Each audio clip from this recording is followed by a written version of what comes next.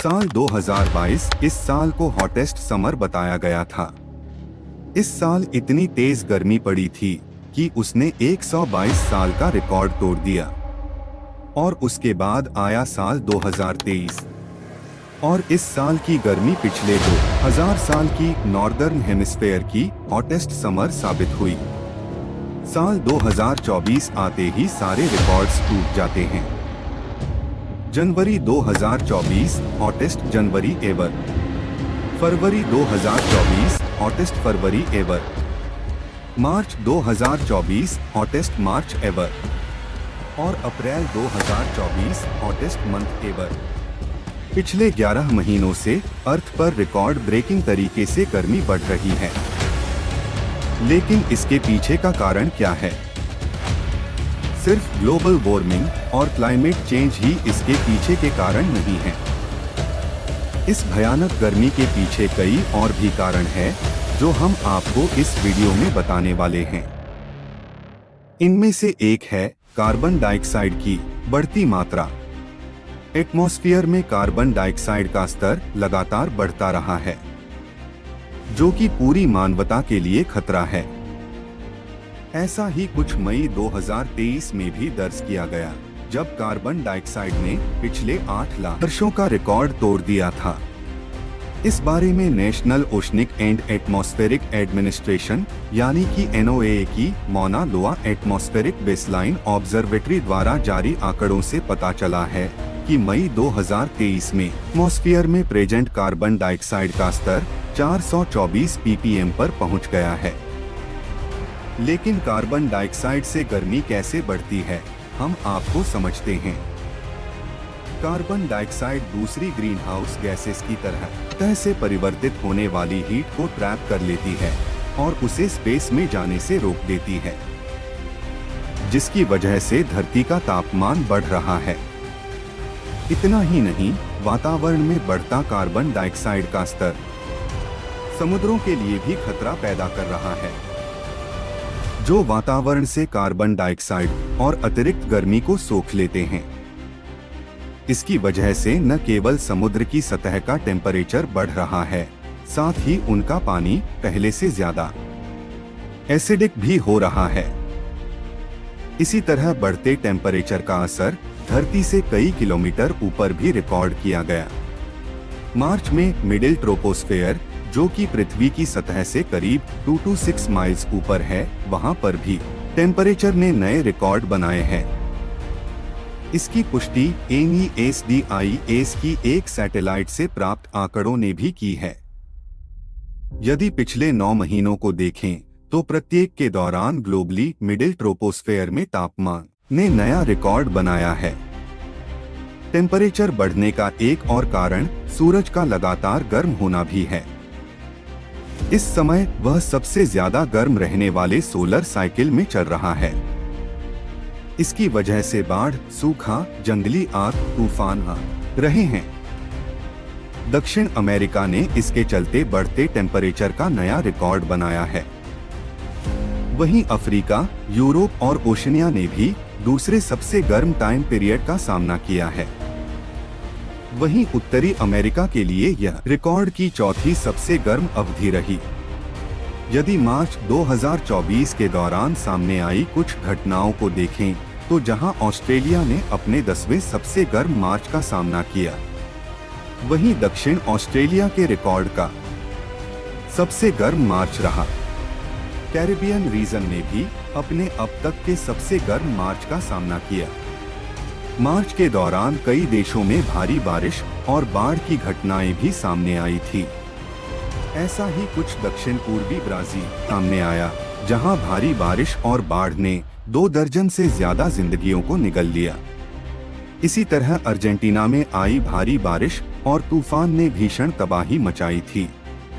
उत्तर पूर्वी फ्रांस में आए तूफान मोनिका की वजह से वहां बाढ़ की गंभीर स्थिति पैदा हो गई थी। इंडोनेशिया में आई भारी बारिश की वजह से बाढ़ और लैंडस्लाइड की घटनाएं सामने आई थी, जिसने जान माल को क्षति पहुंचाई थी।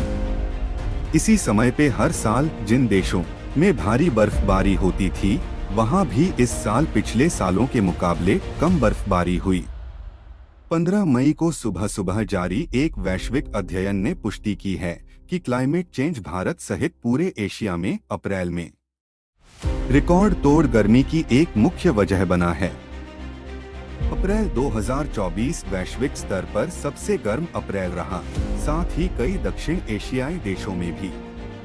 रिपोर्ट में पुष्टि की गई कि यह लगातार 11वां महीना था जब सबसे गर्म महीने का रिकॉर्ड टूटा। इस भीषण गर्मी के पीछे का जो one of the main reason है वो है एल नीनो। एल नीनो असल में एक क्लाइमेट साइकिल का हिस्सा है। ये इक्वेटर लाइन पर ईस्ट डायरेक्शन में चलने वाली गर्म हवाएं होती हैं जो पैसिफिक ओशियन के सरफेस को गर्म करती हैं। यह गर्म पानी फिर अमेरिका से एशिया की तरफ बढ़ता है। जैसे जैसे गर्म पानी तेजी से आगे बढ़ता है, गर्मी बढ़ती जाती है। उसकी जगह नीचे से ठंडा पानी आ जाता है, फिर वो गर्म होकर आगे बढ़ता है। एल नीनो का हीट मैकेनिज्म यानी गर्मी बढ़ाने की प्रोसेस पूरी दुनिया के मौसम को बदलती है। इसकी वजह से समुद्री सरफेस का तापमान बढ़ता है।